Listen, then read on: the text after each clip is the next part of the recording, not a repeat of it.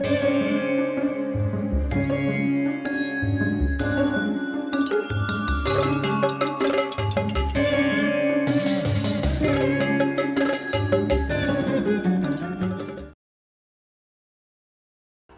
మార్గంలో సంచరించే ఈ గంగను దేవలోకంలో అలక అని పిలుస్తారు. పితృలోకాల్లో ప్రవహించేటువంటి ఈ గంగను వైతరణి అని పిలుస్తారు. అక్కడ ఉండే పాపాత్ములు ఈ నదిని దాటలేరు. ఎంతో కష్టం. ఈ లోకంలో దీని పేరు గంగ. ఇది ఎంతో పవిత్రమైనది, పుణ్యమైనది. నాకు ఈ విషయాలన్నీ వేదవ్యాస మహర్షుల వారు చెప్పారు. ఈ దేవనది శుభాలను ప్రసాదిస్తుంది. ఎలాంటి ఆటంకాలు లేకుండా స్వర్గాన్ని లయింపజేస్తుంది. అంటే అటువంటి ఈ నది వద్దకు వచ్చిన వారిని అడ్డుకోకూడదు నువ్వు. ఇది ధర్మం కాదు. గంగనెవరూ ఆపలేరు. గంగా నదిలోకి ప్రవేశిస్తున్న వారిని ఆపరాదు. గంగా నదికి స్నానానికి వెళుతాను అనేవాళ్ళని ఆపకూడదట. నేను వస్తానని చెప్పాలా కానీ, లేక వెళ్ళు అని చెప్పాలి కానీ, ఇప్పుడొద్దు వెళ్ళొద్దు రేపు వెళ్ళు అనకూడదట. పాపం వస్తుంది. వాళ్ళు చేసిన పాపం అంతా వస్తుంది. చూసారా ఎంత చిన్న చిన్న విచారాలు ఉన్నాయి మనకు. ఈ పవిత్రమైన గంగాజలాన్ని మేము తాకకుండా ఎలా ఉంటామో, వాళ్ళు తాకాల్సిందే. త్రాగకుండా ఎలా ఉంటామో, పూజించకుండా ఎలా ఉంటామో, పూజించి తీరుతాం అన్నాడు. ఆ మాటలు వినటంతోనే అంగారపర్ణుడికి విపరీతమైన కోపం వచ్చింది. వెంటనే ధనస్సును ఎక్కుబెట్టాడు. బాణాలను అర్జునుడిపై విడిచేపెట్టేశాడు. అడగనే లేదు, వేసేశాడు. అప్పుడు అర్జునుడు తన చేతిలో ఉన్నటువంటి కొరివిని, అంటే ఆ కొరడాన్ని త్రిప్పుతూ వాడి బాణాలను క్రిందికి పడగొట్టేశాడు. పడగొట్టడమే కాక ఆ కాగడ అంటే కొరివిలాగా ఉంటుందన్నమాట. కట్టె పైకి పెట్టుకొని అది వెలుతురు ఇస్తూ ఉంటుంది. దాన్ని కాగడ అని అంటారు. కాగడా తిప్పుతూ వాడి బాణాలను కింద పడగొట్టేశాడు. ఆ కాగడాలు ఆ బాణాలను కూడా కాల్చి కింద పడేది. మరికొన్నింటిని డాలుతో అడ్డగించి క్రిందకు పడేగొట్టేశాడు. డాలుతో అడ్డగించాడు. ఆవేశంతో ఊగిపోతున్నటువంటి ఆ అంగాపర్ణుడితో అర్జునుడు ఇలా అన్నాడు, ఓ గంధర్వరాజా, మాకు కూడా అస్త్రవిద్య వచ్చునయ్యా. మేము అస్త్రాలు వేస్తాము. ఏదో అనుకున్నావు బ్రాహ్మణుల్లాగా ఉన్నామని. మాపై నీ మాయలు పనిచేయవయ్యా. మాకు కొంచెం నేర్చుకున్నామయ్యా. మేము చిన్నప్పుడు నేర్చుకున్నామయ్యా. మేము కొంచెం తెలుసయ్యా.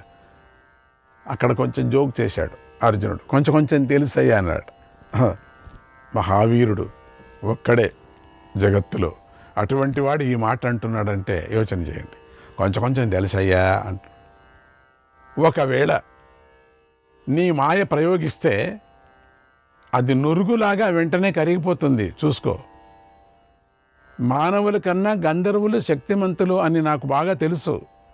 అందుచేత నేను నీపై మామూలు బాణాలు వేయను, అస్త్రాలు వేస్తాను. దివ్యాస్త్రాలతోనే నీతో యుద్ధం చేస్తాను. సరేనా? ఇదిగో ఆగ్నేయాస్త్రం. దీనిని ఇంద్రుడికి గురువైనటువంటి బృహస్పతుల వారు భరద్వాజమునికి ఇచ్చారు. ఆయన అగ్నివేశ్యుడికి ఇచ్చారు. ఆయన మా గురువైన ద్రోణాచార్యుల వారికి ఇచ్చారు. ఆ మహాత్ముడు దీనిని నాకు ప్రసాదించాడు. దీనిని ఇప్పుడు నీపై ప్రయోగిస్తున్నాను అని అర్జునుడు ఆ అంగారపర్ణుడిపై ఆగ్నేయాస్త్రాన్ని ప్రయోగించాడు. అది బగబగా మండిపోతూ వేగంగా దూసుకొని పోయి గంధర్వుడి రథాన్ని కాల్చేసింది. అంగారపర్ణుడు రథం లేనివాడైపోయాడు. అస్త్రశక్తి వల్ల తూలి క్రింద పడిపోయాడు. ఆ శక్తి వల్ల. అప్పుడు హఠాత్తుగా అర్జునుడు ముందుకు దూకి ఆ గంధర్వుడు జుట్టు పట్టేసుకున్నాడు. ఈడ్చుకుంటూ సోదరుల వద్దకు తీసుకొని వచ్చాడు. ఆగ్నేయాస్త్ర దెబ్బతో చైతన్యహీనుడైపోయాడు. అప్పుడే వెంటనే అతడి భార్య అయినటువంటి కుంభీనసి ముందుకొచ్చింది. చాలామంది ఉన్నారు అక్కడ ఆడవాళ్ళు. భర్తను రక్షించుకోవాలని చేతులు జోడించి ధర్మరాజును శరణు వేడుతూ ఇలా ప్రార్థించింది, ఓ మహానుభావ, నన్ను కాపాడండి, నా భర్తను విడిచిపెట్టండి, నా పేరు కుంభీనసి, చెప్పావు కదా కుంభీనసి, నేను ఇతడి భార్యను, మిమ్మల్ని శరణు వేడుతున్నాను అని వేడుకుంది. అప్పుడు ధర్మరాజు అర్జునుడితో, యుద్ధే జితం యశోహీనం శ్రీనాథ మపరాక్రమం కో నిహన్యాతురిపుం తాత ముంచేమం రిపుసూదన. నాయన శత్రు సంహారక అర్జున, ఇతడు యుద్ధంలో ఓడిపోయాడయ్యా, కీర్తిని కూడా కోల్పోయాడు, పరాక్రమాన్ని పోగొట్టుకున్నాడు, రథాన్ని పోయింది. ఇప్పుడు ఇతడికి తన భార్యే దిక్కయింది, భార్య లేకపోతే వాడు కూడా పోయేవాడు. ఇలా ఉన్న శత్రువును చంపకూడదయ్యా, విడిచిపెట్టు అన్నాడు. అప్పుడు అర్జునుడు, ఓ గంధర్వ, బాధపడకు, ఇదిగో ఈయన ధర్మరాజు నీకు అభయం ఇచ్చాడు, అందుచేత భయపడుకున్నాడు. గంధర్వుడు, అయ్యా నేను ఓడిపోయాను కనుక నా పేరు మార్చుకుంటున్నాను, ఇక నుంచి నా పేరు అంగారపర్ణుడు కాదు. జనాలలో నా బలాన్ని ఎప్పుడు నేను పొగుడుకోను, నేను పొగుడుకున్న దానికే ఇంత పనైంది నాకు, నా గురించి కూడా నేను చెప్పుకోను. నేను ఈరోజు అర్జునుడితో మైత్రిని పొందాను, ఇది నాకు లాభం, నాకు కీర్తి కనుక ఇందుకు కృతజ్ఞతగా అర్జునుడికి గంధర్వ మాయను ఇవ్వాలనుకుంటున్నాను. అది ఇవ్వటానికి ఇంత పని ఎంత అయింది. నా రథం విచిత్రమైంది, శ్రేష్టమైంది, ఇది దివ్యాస్త్రానికి కాలిపోయింది. చిత్రరథుణ్ణి అయినటువంటి నేను ఇప్పుడు దగ్ధరథుణ్ణి అయిపోయాను. కాలిపోయిన రథం కలవాడిని అయ్యాను, దగ్ధరథుణ్ణి అయ్యాను.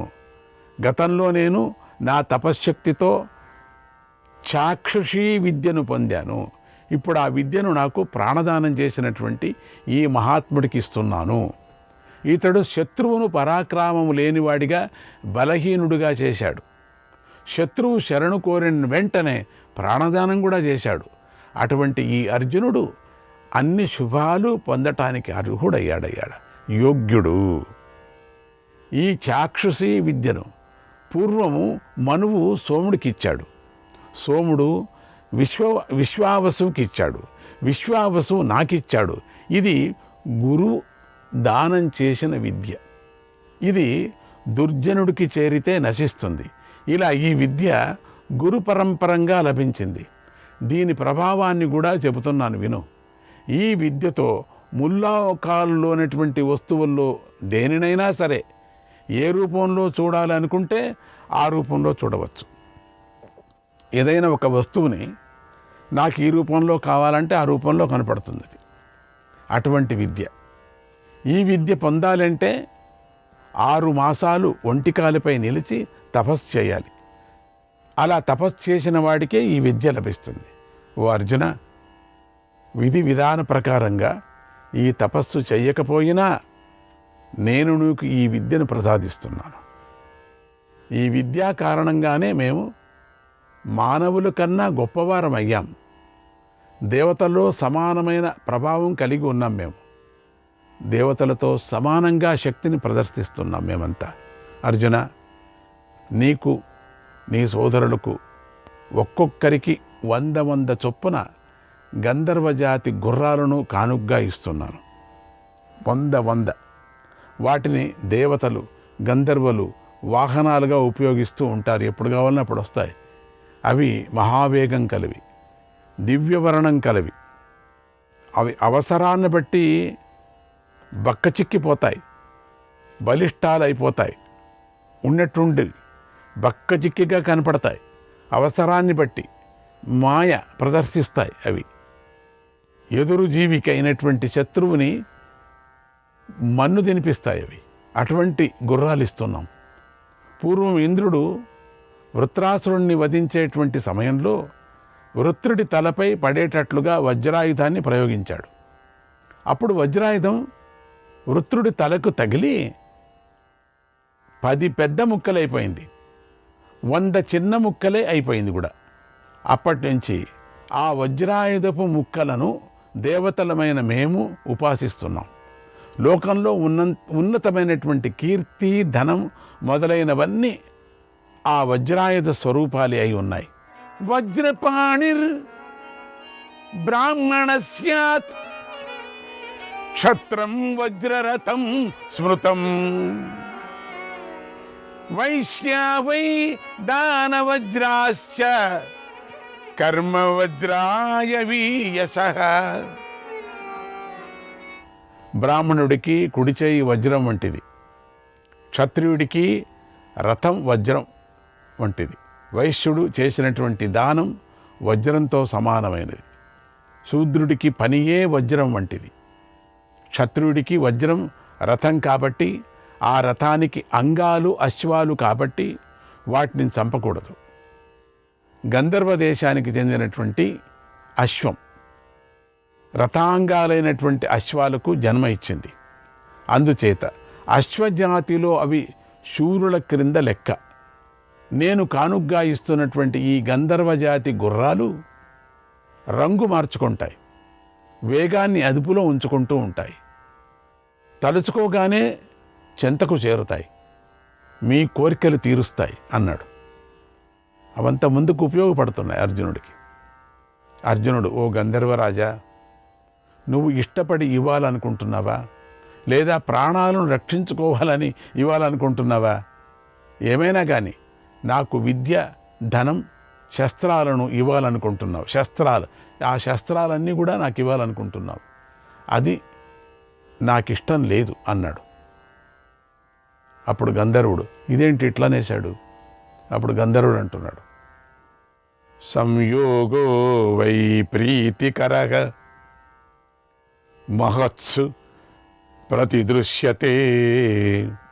ఓ అర్జున, మహాత్ములతో సమాగమం ప్రీతిని వృద్ధి చేస్తుంది. నువ్వు నాకు జీవితాన్ని ప్రసాదించావు, అందుకు నేను ఆనందించి నీకు ఈ విద్యను కానుగ్గా ఇస్తున్నాను.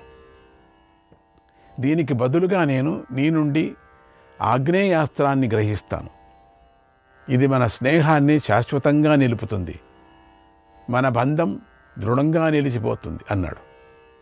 అర్జునుడు, ఓ గంధర్వరాజా, సంతోషం, నీ మాటను అంగీకరిస్తున్నాను. నువ్వు చెప్పినట్లే జరుగుతుంది. నేను నీకు ఆగ్నేయాస్త్రాన్ని ఇస్తాను, నీ నుంచి నేను చాక్షుషీ విద్యను పొందుతాను. ఇదంతా బాగానే ఉంది, కానీ ఒక్క విషయం చెప్పు, మీరంటే మానవులు ఎందుకు భయపడతారు? మేము వేదవేత్తలం, శత్రువులను సంహరిస్తాం, ధీరులం, వీరులం, శూరులం అయినా రాత్రిపూట ప్రయాణించే సమయంలో గంధర్వుడివైన నువ్వు మాపై ఎలా దాడి చేయగలవు? ఇది నీకెలా సాధ్యమైంది? ఇలా దాడి చేయటానికి కారణమేమిటి అని అడిగాడు. ఇప్పుడు గంధర్వుడు, అనగ్నయో నాహుతయః నచ విప్ర పురస్కృతాః యూయం తతో దర్శితాః మయా వై పాండునందనాః మయా వై పాండునందనాః. ఓ పాండుకుమారులారా, మీరు త్రేతాగ్నులను పూజించటం లేదు, ప్రతిరోజు అగ్నికి ఆహుతులను ఇవ్వటం లేదు, కనీసం పురోహితుడైనా మీ ముందు లేడు. ఈ కారణాల చేత నేను మీపై ఆక్రమణం చేయాల్సి వచ్చింది. అక్రమంగా అనుకుంటున్నారు మీరు, ఆక్రమణం చేయాల్సి వచ్చింది. చేయగలిగాను కూడా. నాకు లేకపోతే నేను చేయలేను. మీరు ఆ కర్మను ఒకటి వదిలేశారు. మిమ్మల్ని ఎదిరించగలిగాను. మీ తేజస్సు, మీ వంశ ప్రతిష్ట తెలిసి కూడా నేను జంకలేదు. నాకు తెలుసు. ఈ కారణాల చేతనే నేను మీపై ఆక్రమణ చేశాను, కావలసిగా చేశాను. 3 లోకాల్లోనూ మీ గురించి తెలియని వారు ఎవరున్నారు? అందరూ తెలుసు, అందరికీ తెలుసు. లేరు ఎవరు కూడా తెలియని వారు లేరు. ఇక నాకు తెలియకుంటుందా?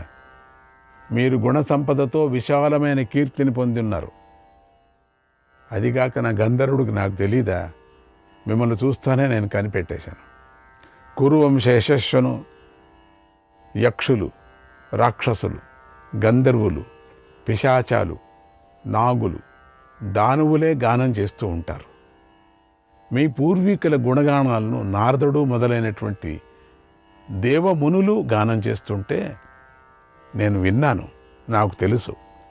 ఈ భూమిలో నేను స్వయంగా సంచరిస్తూ మీ కులప్రతిష్ఠ యొక్క గొప్పదనాన్ని ప్రత్యక్షంగా నేను చూశాను. మీ గురువైనటువంటి ద్రోణుడు నాకు బాగా తెలుసు. యమధర్మరాజు, వాయుదేవుడు, ఇంద్రుడు, అశ్వినీ దేవతలు, పాండురాజు నాకు బాగా తెలుసు. ఈ 6 మీ వంశాన్ని వృద్ధి చేస్తున్నారు. మీ అందరూ దేవతా స్వరూపులు, మీకు తెలుసా? శస్త్రధారుల్లో శ్రేష్ఠులైనటువంటి వాళ్ళు బ్రహ్మచర్య వ్రతాన్ని పాటిస్తున్నారు. మీ అంతఃకరణం, మనస్సు, బుద్ధి పరిశుద్ధంగా ఉన్నాయి. ఇలా అంతా తెలిసి కూడా నేను మీపై దాడి చేశాను. నాకు తెలుసు.